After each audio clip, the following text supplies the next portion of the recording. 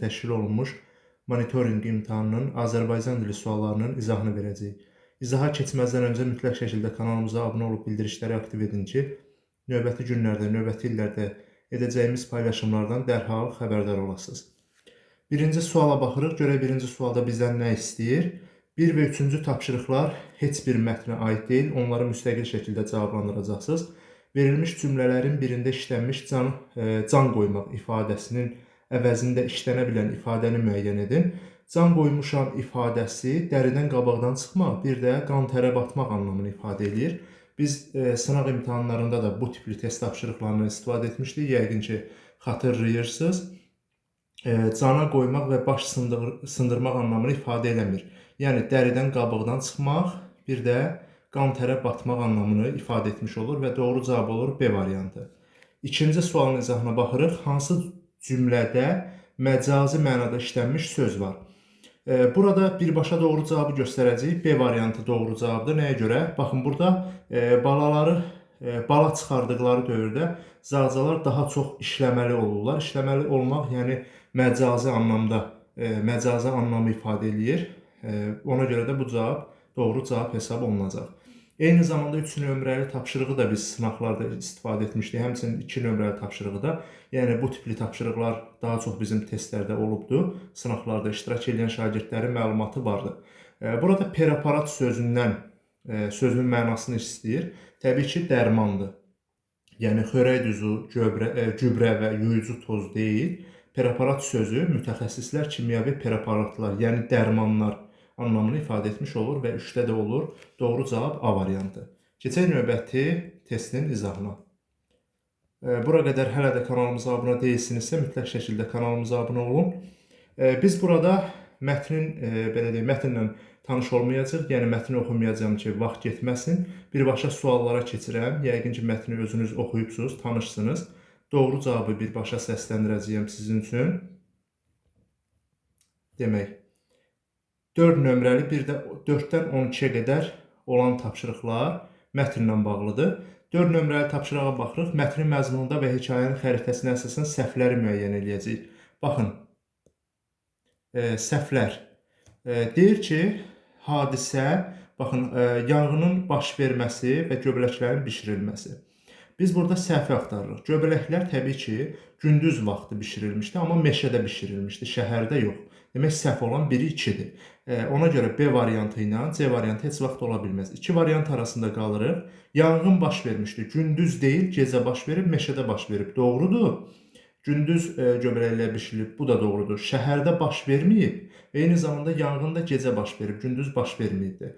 Demək, doğru cavab olacaq 2-3, yəni D variantı. Dəyərli şagirdlər, indi müxtəlif tapşırıqlarda müxtəlif testlərin yerləri dəyişik olur. Yəni A, B, C, D variantlarına görə bu dəyişir, amma testlərin hər biri eynidir. Siz öz testinizə uyğun şəkildə bunları uyğunlaşdırarsınız.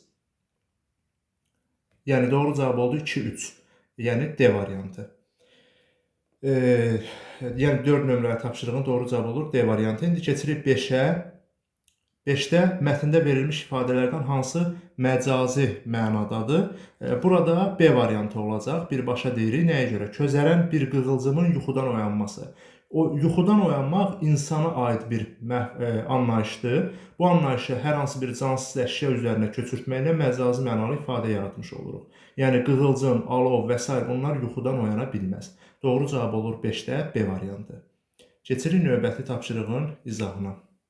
6 nömrəli tapşırıq. 6-da bizdən soruşur ki, meşədə isə pis bir hadisə oldu. Deyərkən müəllif nəyi nəzərdə tutur? Küləyin əsməsini deyil, yəni burada pis bir hadisə ən dəhşətlisi mətndə yanğının baş verməyidir. Ona görə də doğru cavab olacaq D variantı. İndi keçirik 7 nömrəli tapşırığın izahına. Görə 7-də bizdən nə istəyir? Dəyərli şagirdlər, kanalımıza mütləq şəkildə abunə olun. Bundan sonraki izahlar da, yəni mətnin yerdə qalan hissəsini, eyni zamanda riyaziyyatla bağlı olan sualların izahlarını da tam şəkildə kanalımıza yerləşdirəcəyik. Zaura aid olan doğru fikirləri müəyyən eləyin. Biz burada doğru fikirləri müəyyən etməliyik. Baxın, qovaq ağacının yanmış görəndə göz yaşlarını saxlaya bilmir. Təbii ki, bu zara aid bir xüsusiyyətdir və qovağı nənəsinə bənzədir. Həmçinin də elə yanğından sonra onu görmək üçün gedirdi. 2, 4. Doğru cavab olacaq 7-də A variantı. Ocaq daşını tapmaqdan danışılmır, yəni heç zaur tapmır onu. Meşədən çıxanda ocağı söndürmək heç zaura aid deyil, ümumiyyətlə o cür danışılmır mətndə. Ağaca kömək etməyi təklif etdi. Xeyr, o təklif etməmişdi. Yəni zaura aid xüsusiyyət deyil. Keçdik 8 nömrəli tapşırığa. Uşaqlar yaşadıkları bu hadisədən sonra sizcə aşağıdakılardan hansı qərarı verəcək? Meşəyə yalnız böyükləri ilə birlikdə gedəcək, xeyr, tək də gedə bilərlər. Yəni bu hadisədən sonra o qənaətə gəlmirlər. Çünki mətndə böyüklər olsaydı biz belə eləyərdik deyə bir qənaət gəlmir. Meşəyə gedəndə özləri ilə su aparacaqlar. Xeyr, bu belə deyil. Bir daha ocaq qalamayacaqlar. Xeyr, təbii ki, ocaq qalayacaqlar. Amma ocağın söndüyünə əmin olduqdan sonra o məkanı, meşəni və s. yerləri tərk edəcəklər.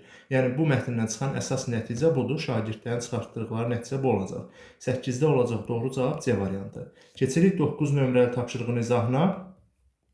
Bir daha təkrar edirəm, əgər video sizlərə faydalısa, mütləq şəkildə videonu bəyənib, öz dostlarınızla, sinif yoldaşlarınızla paylaşmağı unutmayın. Eyni zamanda kanalımıza abunə olaraq da bizə dəstək ola bilərsiniz. Mətnin məzmunu və ideyasının doğru verildiyi variant. Mətn ümumiyyətlə mövzu olaraq təbiətə qayğıdan danışır. Çünki biz təbiəti qorumaqdan orada görürük ki, yanğının baş verməsi, ağacların yanması təbii ki, təbiətə olan bir mənfi haldır. Ona görə də təbiətə qayğı və təbiəti qorumaq hər birimizin borcudur. Doğru cavab olacaq A variantı. Keçirik 10 nömrəli tapşırığın izahına.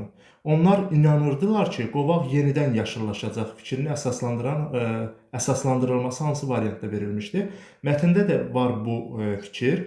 Yuxarı budaqlarında ara sıra yaşıl yarpaqlar görünürdü və uşaqlar buna görə inanırdılar ki, ona çoxlu su versələr, qovaq ağacı yenidən yaşayacaq. Aşağı hissəsi təbii ki, yanmışdı, məhv olmuşdu, amma yuxarı hissəsində yaşıllıq hələ də qaldığına görə onlar buna inanırdılar. Yəni 10 nömrəli tapşırığın doğru cavabı olacaq B variantı. İndi keçirik 11 nömrəli tapşırığa. Çərçivədə verilmiş hissəni hansı yarımbaşlıqla adlandırmaq olar? Mətnin müəyyən bir hissəsi ümumi olaraq, yəni bir sözü deyil, bir cümləsi deyil, ümumi olaraq bir hissəsi çərçivə daxilindədir, yəqin ki, yuxarıdan gördünüz və ona biz ad vermək üçün mütləq şəkildə mətndə verilən əsas cümlələrə fikir verməliyik. Orada da ən çox onları maraqlandıran, yəni meşəyə qaydanda onları maraqlandıran əsas hadisə buydu ki, o yaşayacaq. Yəni onlar qovaq ağacı üçün meşəyə gəlmişdilər. Ona görə də burada peşmançılıqdan daha çox o yaşayacaq fikri uyğun gələcək. Və keçirik 11 nömrəli tapşırığın izahına. Daha doğrusu 12 nömrəli tapşırığın izahına. Mətnin məzmununa əsasən doğru cavabları seçin. Meşədə yanğın baş verdiyi üçün uşaqlar.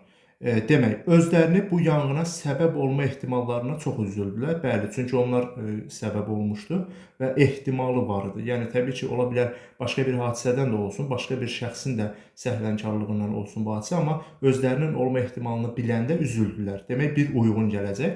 Əgər bir uyğun gəlirsə, demək 2 olan variant, yəni 2-3, yəni 1 olmayan variantları çıxırıq. Qaldıq 2 variant arasında. 2. Yanğının söndürülməsində iştirak edərək təsəlli tapdılar. Xeyr, oradan biz mətndə də görürük ki, yanğın söndürənlər onlara aid bir işin olmadığını və onların buranı tərk etməlini istədilər. Ona görə də 2 heç vaxt uyğun gələ bilməz. Demək, doğru cavab olacaq 12-də variantı. Yaşayacağını ümidləri olan ağaca qulluq etdilər. Təbii ki, ağacın yuxarı gövdəsində yaşıl yarpaqların olduğunu gördükdə onların bir ümidi yarandı. Belə dəyərli izləyicilər, videonun növbəti hissəsi üçün kanalımıza mütləq şəkildə abunə olun.